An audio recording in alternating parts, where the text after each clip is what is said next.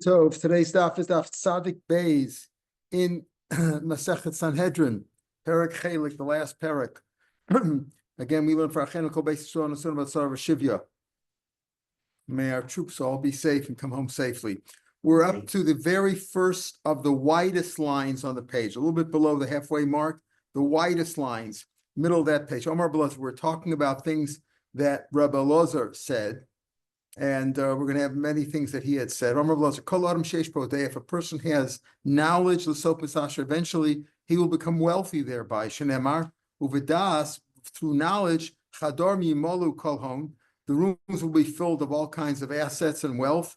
Yakar, dear, expensive, v'noam, and pleasant. If a person has knowledge, he will become wealthy. If a person has no knowledge, also, you can't have Rachmanas on him. As a person hasn't acquired any knowledge, don't have Rachmanas on a person who hasn't made any attempt to gain knowledge and wisdom. Shinemar, Kilo am binos, who it is not, the Jewish people are not a nation of understanding. So here he's mentioning both knowledge, we talk about knowledge, but he goes to understanding. If you don't have any knowledge, you won't have understanding. Hashem, who made him, will not have mercy on him, and the one who created him will not have grace upon him. If you give your bread, your food, to somebody who has no knowledge, you will have suffering. Shnemar, you will put mazor tachteh. If you put your bread out, mazor tachteh, it'll be a wound under you. Ain't tfunabo, there is no understanding. Ve'ain mazor, ain't tfunabo, that's the pasuk. Ve'ain mazor el yisurim. Mazor, refers to wounds, refers to suffering. So if you put your bread out, the people who have no knowledge, you will just bring you some shenemar. How do we know that mazor means suffering? Shenemar, Bayar Ephraim es cholyo. Ephraim saw his sickness, Yehuda es mazoro, and Yehuda saw his suffering. Another thing, again, he was very makbid apparently about education and getting knowledge and understanding. Person has no knowledge, the self-call, he will be exiled. Shenemar, our nation has been exiled because they had no knowledge. A house in which Torah is not studied at night, the fire of Gehenna will consume it. All darkness which is hidden for its secrets. What does that mean? For something that's hidden, tochlu eish lo nofa. No, it will be consumed by a fire that's not blown, meaning it's not man-made fire, but yera sarid ba'olo. What does that mean? Rashi on the right side of the page, where Rashi is normally found, and near the bottom, about 10 lines from the bottom of the page there in Rashi. Rashi says, Kol laila safun v'nechba mimatzpun Torah. Any night which is hidden from the secrets of Torah. She'ain divrei Torah nishma'im b'tosabayis. If divrei Torah not heard in that house, that's what it means. Kol choshech tamun litzvonav, which is hidden from the Torah, which is compared to something the secrets of the Torah. If it's hidden from that there's no Torah learned in that house, will be consumed by a fire. And Rashi goes on, tachlu eish lo nofach za'isho shel gehenim, or Esho shel gehenim should be Esho shel gehenim. That's the fire of Gehenim. Shein tzach doesn't need to be blown, doesn't need to be fanned, or it doesn't need to be expanded or pushed up ahead via man-made motions, but rather happens by itself. That's the Eish of Gehenim. Yever bolo ein sorid el tam chacham. In other words, Sarid, he says, Rashi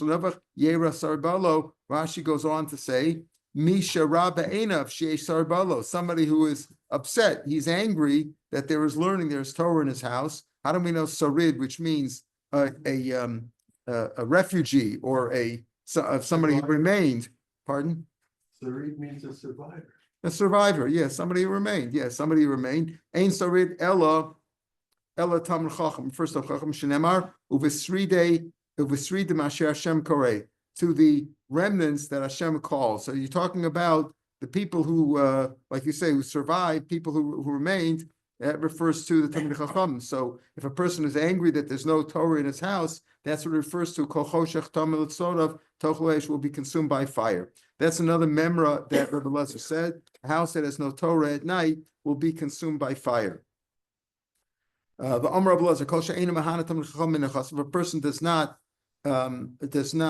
give benefit, does not benefit tamid chacham from his assets, ein rosim brachal, will never see any sign of blessing. He will not have blessings from his assets if he doesn't use them to benefit tamid chacham. Shnei ein sarid la'achlo. He doesn't feed or he doesn't help any Talmid Chacham. Al kain lo yachil tova. Therefore, he cannot hope for any prosperity. Ein sarid el Talmid Chacham, as we just said before. Shnem v'srid Hashem v'srid masher Hashem koreh. B'amar Lazar kol she'einu mishayir pas al shulchano. If a person doesn't leave some bread on his table when he finishes eating, en rasam b'chalam, also will never see some bracha. Shneimar ein sarid la'achlo. If there is no remaining. Right, remaining here, Ein Sachalo, there's no remainder of his food, there are no remnants of his food, right? Al Kain Lo Yochil Tova, therefore he will not hope for prosperity. So here you see that Rabbi Lozer himself used the same pasuk for two totally different drushes. One, he said, is Ein Srid La'achlo, referring to there's no Talmid Chacham to feed him. If you don't feed the Talmid Chacham, if you don't benefit him, you will not see Siman Bracha. Then he says, that you won't get a Siman Bracha if you don't leave food. So does Sarid mean a Talmid Chacham, or does it mean remaining food? It means both. According to Rav Lazar, has two different drushes. To leave food on the table or not to leave? Yeah, so here he just said, if you don't leave food on your table, you should leave food on your table, according to this. You should always leave a little bread, leave a few pieces of bread. You gotta clean my plate. My mother said, clean your plate. Clean your plate. Your plate, yes, but not your table. Clean your plate meaning finish your food, but there should be some crumbs on the table. Now he says the other way. Rav Meir himself said, if you leave crumbs on your table, it's like worshiping Avodah Zarah. Shinem Pasuk says, God was the name of Avodah Zarah. The ones who arrange for God a shulchan, meaning they prepare a meal for God. I guess that's so maybe that's where God came from. The English word for God is God, right? God.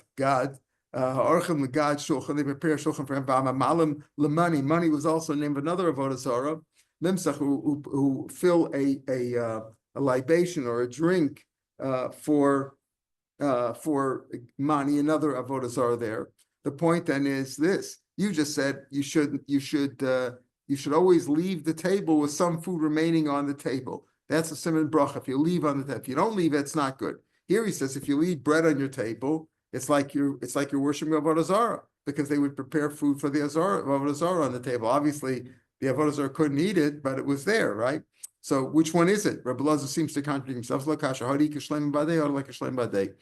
Leaving over some crumbs is a good thing, but if you put another loaf out there next to the crumbs, you bring another loaf out for the God.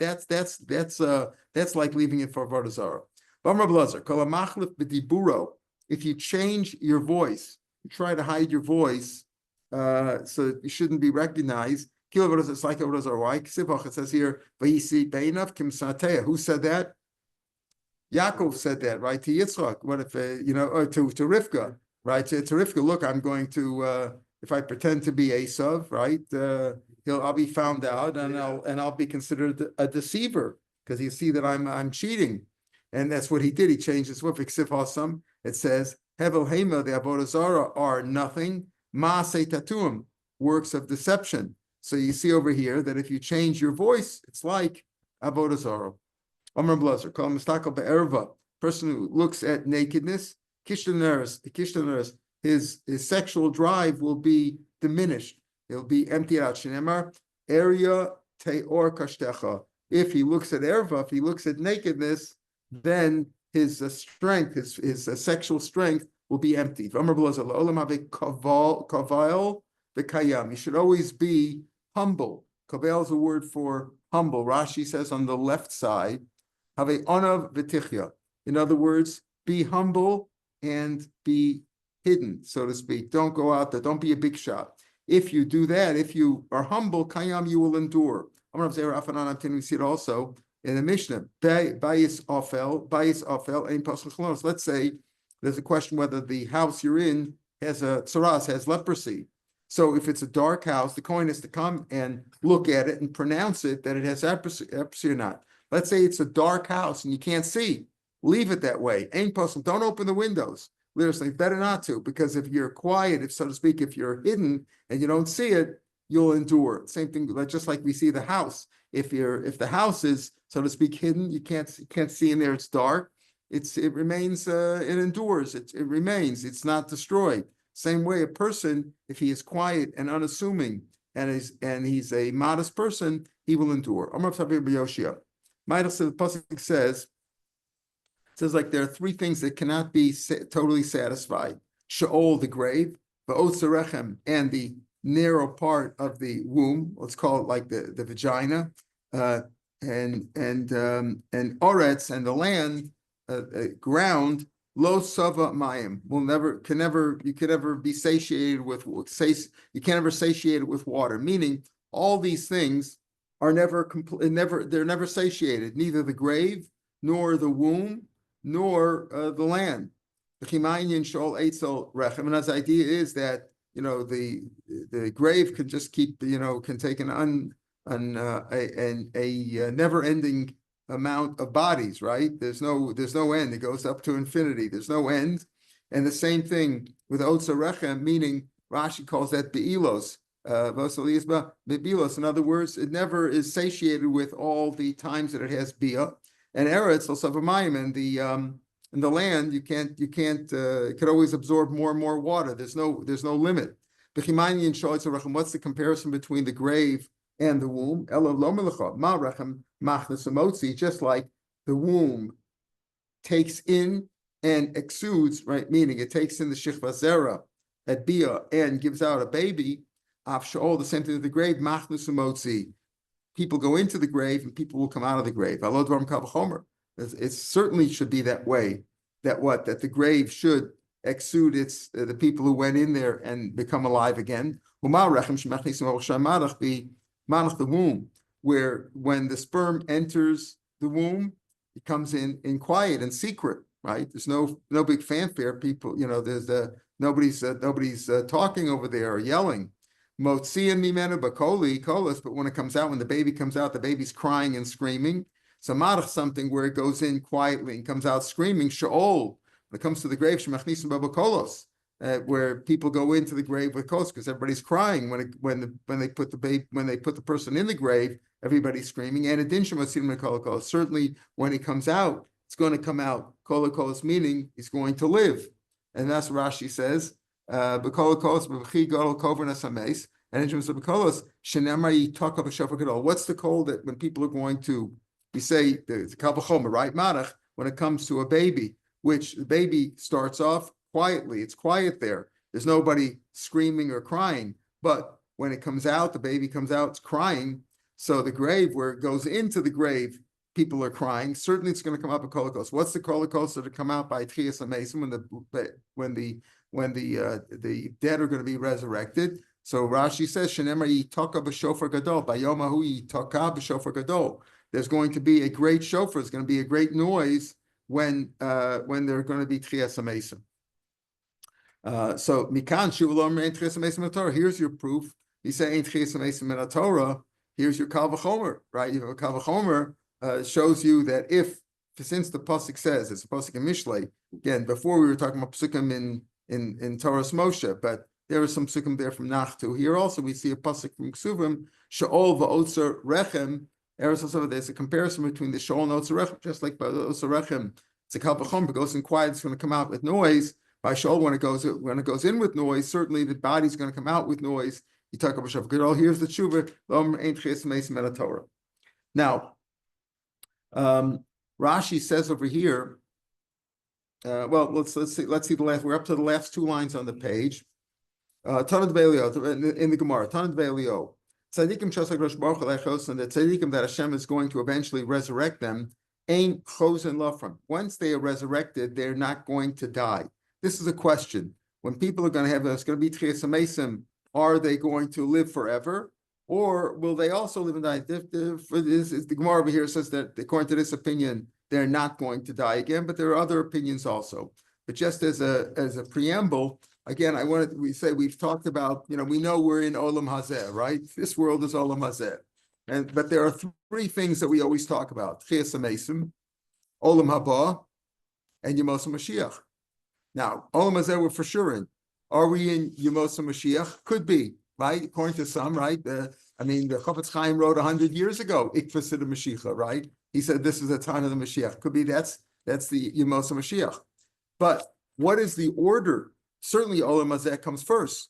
Okay, then we have Yemos Mashiach. Yemos Mashiach is, in other words, the real question is Olam Haba going to take place after resurrection? Or is Olam Haba where people die today? People die today, they go Olam Haba, right? Olam Haba, right? Our parents are in Olam Haba, right? You look up, right?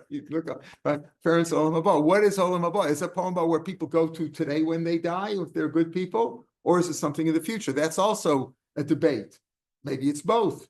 But certainly from Olam Hazeh, we have Yemos Mashiach. Now, Rashi says back on Nun Aleph Amud Beis, in the middle of the page there, Rashi said, Kshiavo HaMashiach v'yachaya HaMesim. Mashiach is going to come and be Machai Mesim. So certainly, according to Rashi, at least, Yemos Mashiach, right? Olam Hazeh. We have Yemos Mashiach. Mashiach comes. Yemos Mashiach could also be before the Mashiach comes. Right? Mashiach hasn't come yet, but we might be already in the days of the Mashiach. He's about to come. Right. Okay, as I say, it's different opinions, right? Okay, so I'm just saying. Right. So I'm just saying that Yemos Mashiach is one thing, Mashiach is something else. But he says, Rashi says, Kshiavo HaMashiach v'yachaya HaMesim. He will be Machai Mesim. In other words, resurrection is not going to take place before Mashiach, but when Mashiach comes, right? We could be in Yemos Mashiach already, right? But we have Olam Hazeh. We could be Yemos Mashiach, but when the Mashiach comes, he will be Machai Mesim. And this Rav Lezer Beis, in other words, we'll ask Mashiach then when he's Machai the Mesim. Rashi talks about there about what was he talking about? What are you talking about? Something. When Rabbi Lezer is resurrected, we'll ask him then. When Mashiach comes and resurrects the dead, we'll ask him then. Okay, so that's Rashi's opinion, that the Mashiach has to come first and he'll be Machayim Mesim. But here we're discussing specifically on this page, if they're after Machayim Mesim, will they live forever or will they die again? Shenemar. So back in the Gemara, 2 lines from the page, Tana Velio, Tzadikim Shas like Rosh Baruch Hu Yochzosam, Ein Chosam, they will not return to the dirt, to the earth, meaning they will live. Shenemar, the ones who remain in Sion, Vanos Yerushalayim, those who survive, the ones who remain in Yerushalayim alive, Kadosh Yeyomer, they will be called Kadosh, holy will they be called, Kalakasav L'chaim Yerushalayim, all those written for life in Yerushalayim. It's mashma number 1 that they will be resurrected in Yerushalayim. Okay, that's one thing. And he says that Kadosh Yelo L'chaim Yerushalayim, Kadosh meaning Ma Kadosh Lo, just like Kadosh Baruch Hu lives forever. Lolam Kayim endures forever. Afhain Lolam Kayim, they will also live forever. Im Tomar, you'll say, this world is supposed to end, right? Im Tomar, Osan Shem Shakadosh Baruch Hu, Shasal Baruch Hu L'chashim Islamo. Hashem is going to renew his world after this world is destroyed. Supposedly, according to most opinions, after 6,000 years, there'll be 1,000 years of Tohu Vavohu. So what's going to happen to them during that time? Shenemar. V'niskav Hashem levado bayamu, Hashem will be exalted and remain alone. You'll be exalted that day, meaning on that day in the seventh millennium, Hashem will remain alone because the world's going to be destroyed. So how can you say that these people are going to be resurrected by Mashiach, will live forever? What do they do? HaKadosh Baruch Hu Osalem kanafim kanasham. Hashem will create for them wings like eagles, and they will fly over the water. Shenemar al kain lo nira, we will not be afraid. B'hamir eretz, when the land moves, b'motarim, when the mountains are uprooted, b'leiv yam, and they're thrown into the water. And that's when the world will be destroyed. We don't have to fear because we'll be flying around. V'shem tamar yesh lam tsar, will there be any pain involved? Tamar lo, or no. The kovei Hashem, those who yearn for Hashem, yachlifu koach, they will get renewed strength.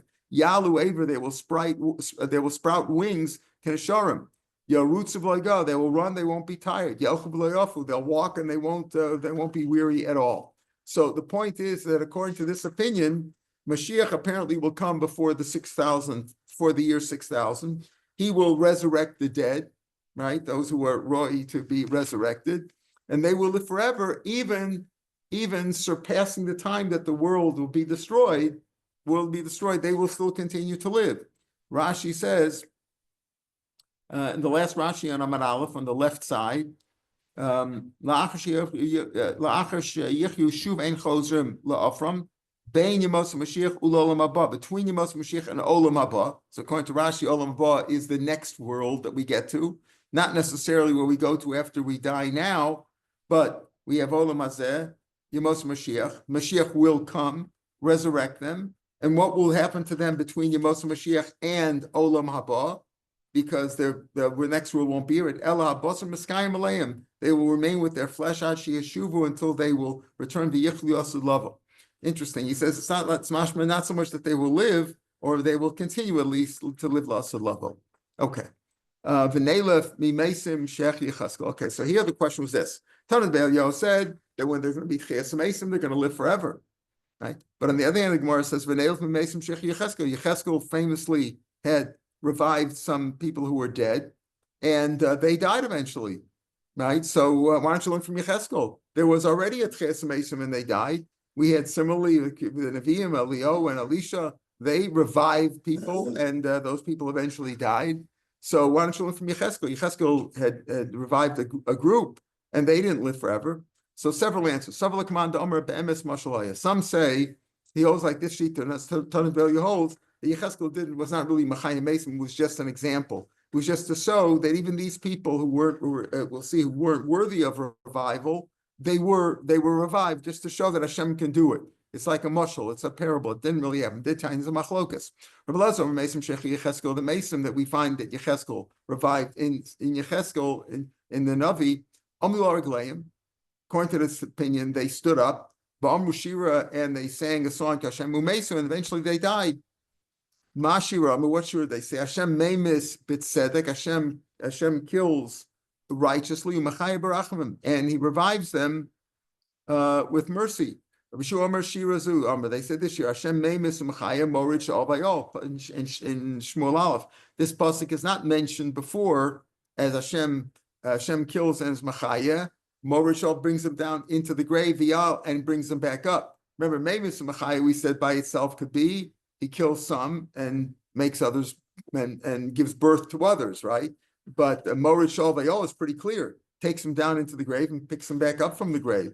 So this is another proof of Tchias HaMesim and Torah, at least from the Navi. Emes Mashal. So the first two opinions were that they stood up, that they really did. He was Machaya them. Eventually they died, but he was really Machaya. He really revived people. So why don't you learn from Yecheskel? The answer is that Talmud Be'elyahu will say that the story with Yecheskel didn't really happen. It didn't really happen that he revived them. It goes like Emes Mashal Haya, truth, and it was a parable. Amrlo Rav Nechemia Im Emes Lama Mashal. If it's true, why you call it a mashal? It really happened. In mashal, it's only a parable. Lama Emes, why are you calling it true? Ela be'emes Mashal Haya. In truth, in other words, clearly bebirer. The truth was that it was only an example, it didn't really happen. So when there's revival of the dead, they stay alive forever. What happened with Yecheskel, where they died, is because they never really were revived anywhere. Blazer, Benoshel, Biosek, Lidomer, Mason, Sheikh Yecheskel, the people who were dead, who were revived by Yecheskel, although they really did live, goes with the first two opinions. And Blazer, Benoshel, Biosek, right? And he says they made Aliyah. They made Aliyah after they were revived. They made Aliyah from Bavel to Israel. The Nasu Nashim, they got married. Valida Bar, they had children. Amar Rabbi Yehuda Meser. Not only that, Rabbi Yehuda Meser got up. He got up on his feet. Amar, he stood up. Amar, I am a descendant of theirs. The halal tefillin shenichli abi abba. Here's my grandfather's tefillin. In other words, these were real people. They died and they were revived. And if they revived, they made Aliyah. They had children, and we are among those children. Umaninu. Who were they? It's okay. So we say over here, Yecheskel revived the dead. One opinion is that it was only a parable, but other opinions are that he actually revived them. Who were they? They weren't such good guys. Amarav, Elu b'nei Ephraim. These were the children of Ephraim. Shamonu l'kates v'to. They counted. In other words, they were the ones who left Mitzrayim early and they were killed. Why did they leave Mitzrayim early? Hashem told Avram at the Bris Ben Absarim that your children will be in exile for how long? 400 years, right? Abraham Yoshana, right? But he told him that at the Bris Ben Absarim. And when is the 400 years really counted from? From the birth of Yitzchak, as we know, right? They weren't in Mitzrayim that long. They were only in Mitzrayim and Rudu 210 years, whatever it was. They weren't really there 400 years. The 400 years is from the birth of Yitzchak. How old was Avram Avinu at the Brisbane Absarim? This is way before Yitzchak was born. He was 70. He was 70. So when is the 400 years counted from? From the birth of Yitzchak, right? We had the pasuk. We quoted the pasuk yesterday in Shmos, right, Michael? In what does it say there in Bo? Umosha b'nei Yisrael asher hayu b'Mitzrayim. What does it say? Shloshim shana b'Ramasha. 430. So how do we get 430? From the time that Hashem told Moshe in the Brisbane Absarim, told what I say? Moshe told Avram.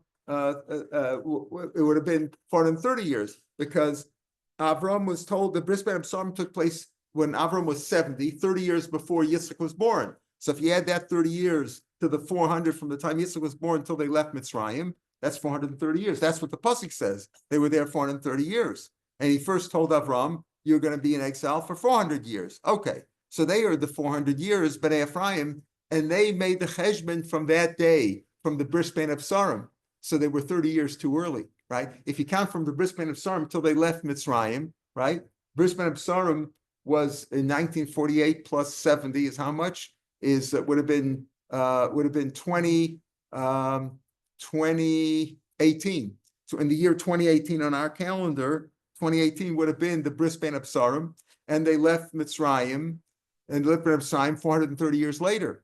But when he told them you're going to be exiled for 400 years, Bnei Ephraim counted from the Brisbane Absarim 30 years too early. They started 30 years too early. The 400 years only started from the birth of Yitzchak. Yitzchak was born in 2048, and they counted from 2018 on our calendar, 2018. So they left Mitzrayim 30 years too early, and they were killed. That's what happened over here. That's what our Gemara, back in our Gemara. Who were Maninu Beisim Shechi Yecheskel, Amarav Elu Bnei Ephraim Shemonu Lekates, they counted till the end, meaning Yitzias Mitzrayim, V'ton, Me'en Shenemar, Bnei Ephraim, who were they? Shuselach, Ubered Beno, his son, V'tachas Beno, V'elada Beno, V'tachas Beno. You see, they named after a grandfather. V'zevid Beno, V'shuselach Beno, V'ezer Ella, V'elad, V'harguman Shegas, Hanolim Bards. The people of Gad who were born in Eretz Yisrael, they killed them. They killed them. Ephraim Avim Yamram. He mourned for them many days. His brothers came to comfort him. Right. So that was one opinion, that who were the people that Yecheskel revived? They were the people, the Bnei Ephraim. Shmuel Amar Elu Bnei Adam Shekafar Tchias Mesim. They were, in other words, none of these. This was not a shevach that he survived. Rashi explains that even though these people maybe were not worthy of resurrection, but Hashem revived them to show that He could do it, to give you more belief in it. But these weren't so bad. They just made a mistake, right? They didn't follow the rest of Bnei Israel. They made a mistake in the count. Shmuel Amar Elu Bnei Adam Shekafar Tchias Mesim. They were people who denied the resurrection from the Torah. Shneimar. Yomei Eli, Hashem said to me, Ben Adam. That's what we always have in Yecheskel. Hashem always said, Ben Adam. These bones that people say, they can't be revived. That's an example. It's a metaphor for all Beis Yisrael. Hema. Hine Homer, they say, Yavshu Asmusenu, our bones have dried up. Of the Tzmusenu, our hope is lost. And Exarnulam, we're doomed. That's what they said. Right? So they weren't really worthy, because we learned before that if you deny, if you don't believe in Tchias HaMesim, you're not going to have Tchias HaMesim. So these people weren't really worthy of it. Okay, so it was those people that Yecheskel revived, according to this opinion. People who had not any moisture or sap of mitzvah. They had no mitzvahs at all. Shnemar, but samas hayaveshos, these dried bones. Shimud var Hashem, right? Listen to you dried bones who don't believe in anything, have no mitzvahs at all. Listen to the word of God. Those were the people that Yecheskel revived. They surrounded the Heichel in the Beis Mikdash with abominable things, with creeping things, by drawing them. Shenemar, Ba'avo, when I came in, Va'era, and I saw V'hine Kol Tapnis, the entire structure was Remes, Ubehema, Shekes, V'kol Gilula, Beis Yisrael, all the abominable things, the Avodah Zaras, Beis Yisrael, Mechuk Alakir, were like inscribed on the carved out on the walls of the Heichal Saviv around. It says there, when he revived them, it says, and he passed me around them, Saviv, Saviv. So he compares Saviv, Saviv to say that when I revived them, who did I revive? The ones who it was written about that they had drawn these horrible creatures on the walls of the Beis Hamikdash. So again, Rashi points out that Rashi on the right side, where Tosfos is normally found, 8 lines from the bottom of the page, below min adin chayu, they weren't really worthy of no, they were their proper judgment would have been they wouldn't have been revived. Hashem showed him a simon that Hashem can revive the dead. Okay, now we're up to the first of the wide lines on the page in the Gemara. Rabbi Yochanan has another opinion. These are who are the people that Yecheskel revived? Again, we have different opinions here, but Ephraim are the people who drew these things, or the people who covered Ches Mesim. Says these were the people who were died in Bikas in the plain of Dura. What is that, Rabbi Yochanan? What is that? We'll talk about that now. Minahar Eshel, from the Eshel River, Ad Rabat, until that place is Bikas Dura. That's called the plain of Dura. What happened? When Nebuchadnezzar exiled the Jewish people into Babel, they were among the Jewish people. There were some youths, they were so handsome that they shamed the sun by their beauty. They had such beauty. The Babylonian girls saw them, and they became inflamed with passion when they saw these beautiful men. And they told this to their husbands. The husbands complained, we're not as good looking as them, right? So the husbands went and complained to the king. Siva Melech, the king commanded, Bahargum, and killed these good-looking Jewish men. But even in death, they were so beautiful, they were so handsome that the women were inflamed, they were sexually inflamed by looking at these men. Siva Melech, so Hashem, the king commanded Varamsum, and they were trampled, so that their faces were obliterated, and they were no longer looked at. So what happened over here? This was the story. The people who died there in Bikas Dura. That's what happened over there. These Jewish people were killed. Tararabanim. Okay, so Rabbi Yochanan says that who were the people who were revived? These beautiful men who were killed and then deformed by the king of Bavel. Tanarabanim. We know the story in Daniel that the Hanani, Mishael, and Azariah were thrown into the furnace and they miraculously survived. Why? Because Nebuchadnezzar had made himself a king and he made Daniel a god. He made himself a god and he made Daniel a god, and he played images, and he told everybody to bow down. And everybody down was like the story of Purim with Mordechai. Mordechai didn't bow down. Hanani, Mishael, Azariah also refused to bow down. So he threw them into the furnace, into the fiery furnace. Hashem told Yecheskel, Lech b'hachya mesim b'kasor. At that point, Hashem said to Yecheskel, go and revive the dead in Bigasura, the handsome Jewish men that we just talked about. Once they revived them, Bo'at Samos, the bones came, and they slapped him, they tapped him on his face. Amar, Mati ben Shalelu, what's going on over here? What are these bones tapping me in the face? He was machaya them first, apparently they're bones, and then they grew skin on it, however that happened. Amulo, Chavrein Shalelu, machaya Mason b'Bikazora. You know what these people were? When Charem Shosesh were thrown into the fire, Hashem told Yecheskel to go be machaya these people. Once he was machaya them, the bones came and they tapped him on the face, and he said, "Who are these people? What's going on?" He says, "They are friends of Yecheskel, who's machaya Mesim in Bikasura." Pasach v'Yamar. Interesting. Rashi brings down here the story that he had carved out apparently food utensils from the bones. Rashi says here, brings down that on the left side, Rashi on the left side, near where the lines get right where the lines get narrow. In other words, among the bones, maybe they were the bones that were revived, they were full bodies unto themselves. Here, what happens, he had made kalim, ukshegia shah shechayu, when they were revived, taflu al piv kshahirot zelishtas mehem. When he wanted to drink from these cups, he had made drinking cups from their bones, and when after he was machaya them, and he tried to drink from that cup, the cup tapped him on the face.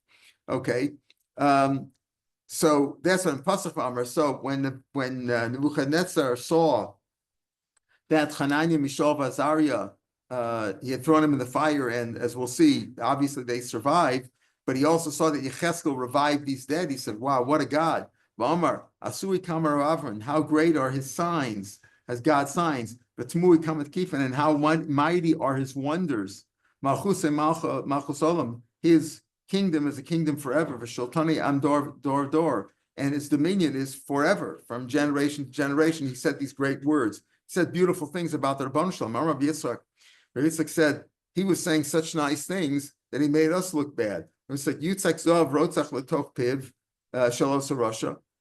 Molten gold should be poured down his mouth. In other words, he should suffer and not be able to talk. If it had not been that a malach came and slapped him on his face and he couldn't talk anymore, he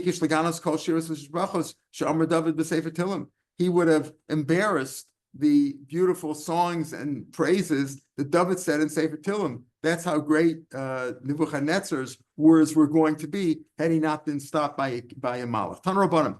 There were 6 miracles that took place on that day, the day that Hananiah, Mishael, Azariah were thrown into the furnace. Eluhain, Suffolk Kifshin. Number 1, the Kifshin, which was underground, sunken into the ground, floated up, so people could see that the 3 rabbis, Hananiah, Mishael, Azariah, were going to be saved, that they're going to walk out of there. The Nifritz Kifshin, the Kifshin broke open. The Huma Xodo, at its base, dissolved. Basically, it dissolved, the base fell apart.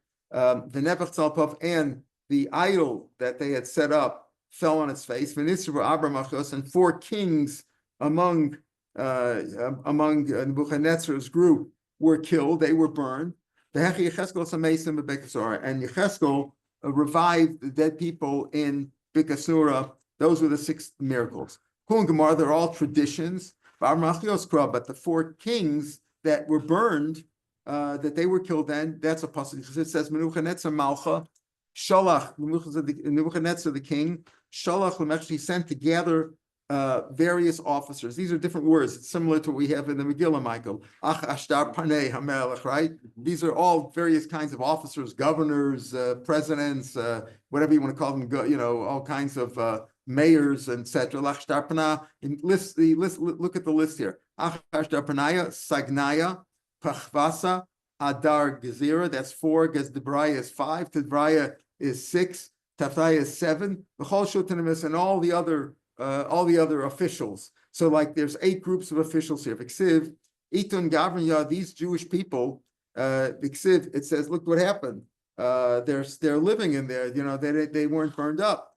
Viksiv, it says Umiskanshin, and who was gathered? Achashdebraya, Sagnaya, Pachasa, Dabri Malka. Only 4 groups are mentioned. Those 4 groups saw these Jewish men in the fire, and nothing happened. Right? The Gabriel saw these men. It doesn't say all 8. It only says 4 of them. Why? Because the other 4 were killed. The other 4 saw them, and they saw the fire, and they fell into the fire. Rashi says, this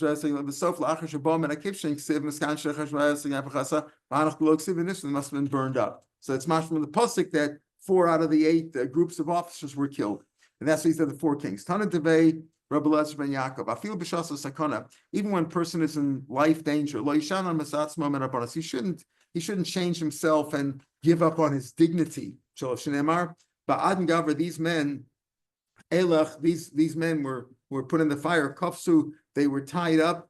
B'sarvalein in their coats, pachain in their pants, in their robes. In other words, they were fully robed. They didn't give up. They didn't beg for mercy and rip themselves up, but they went in with heads high with all their proper clothing. When they went into the fire, the 3 rabbis, they went in, a malach accompanied them, and they were saved. He says that tzaddikim were greater than the malach hashas. Why? It says, Anaba Amar. This is, I guess, what Nebuchadnezzar said. Ha'ana chazi, I saw Govern Arba, I saw 4 men, Sharayan Mahalchin Begavnor. I saw these 4 men who were inside the fire. Malchim Begavnara, right? They were 4 men. They were I guess they were freed from their ropes, whatever, and they were walking in the middle of the fire. And there was no wound on them. They weren't burned at all. For Ravia and the appearance of the 4th one, Dama Labar looked like a son of a god, meaning it looked like an angel. So the 4th one was an angel. So he says, no, there's the first 3 were tzaddikim. The 4th one looked like an angel, but he mentions the first 3 before the angel to show that the tzaddikim are even greater than the malachim. Once they walked out of the fire, all the nations of the world came. And they slapped them, or they struck them on their face. We'll see later on, they spat at them, meaning the goyim spat at the Jews. They said, Amrlem, Yesh Lachem Eloka Kazeh, you have a God like this who saves his tzaddikim from a fire that they weren't touched at all. And you're bowing down to idols. At that point, Chananim Shavazar heard those words, and they started to sing, Hashem, you have the righteousness, and we are embarrassed. Like on this day, meaning on behalf of Bnei Israel, they were praying. And they gave praise to Hashem. Amarti, Hashem said, Amarti, I said, I will climb up on the date tree. I will grab onto his branches. Amarti, Elabatamar, I will stand up with them, or climb up on the Tamar Eli Yisrael. I will stand up with the Jewish people. Now I've only got 1 branch. In other words, they're all bowing down to God, to idols. And all I have here is these 3 rabbis. I only, out of the whole tree, I only got 1 branch. I saw the dark, the night. I saw the night. I saw a man riding on a red horse. And he's standing among the myrtles. In the depth. What does that mean? What does this pasuk refer to? Hashem wanted to destroy the world, to destroy it into darkness because of the idol worship and the evil that was going on. And a man was riding on a horse.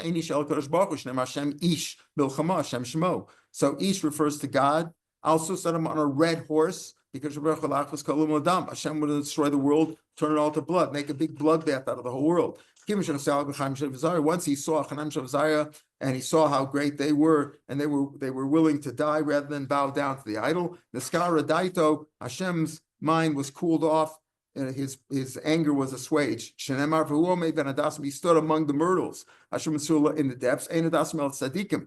Right, he stood among the tzaddikim. Shenemar v'hi omein es Hadassah. Right, Esther was Hadassah. So that Mordechai raised Hadassah, raised Esther, and they were tzaddikim. So Hadassah first to tzaddikim. Mitzula Bavel in Bavel Shenemar Haomer Letzula, who said to the depth one, to the deep one, Harvey, dry up, because Bavel was very well irrigated. Dry up. Unosayach Ovish, and I will dry up your rivers. So what is it? The pasuk says that he was riding on the red horse, but when he saw them, it says who made Hadassah, he was standing among the tzaddikim in Bavel. Miyad, at that point, once he saw the tzaddikim, Malayim Rogas, instead they was full of anger, and Nasim Srukim was made into like multicolored or a light red. And then the red was turned to white, as if to say that Hashem turned back from his wrath and loved the Jews again. Amar Papa Shmamina, you see over here, Suse Chifra Maluch, you see here that a white horse is good in a dream. If you see a white horse in a dream, that's a good sign. But where did after the story, when they survived the furnace, the Kivshan Aish, they're never mentioned again in Tanakh. So what happened to them? Rabbanan Leichel, where do they go? Everybody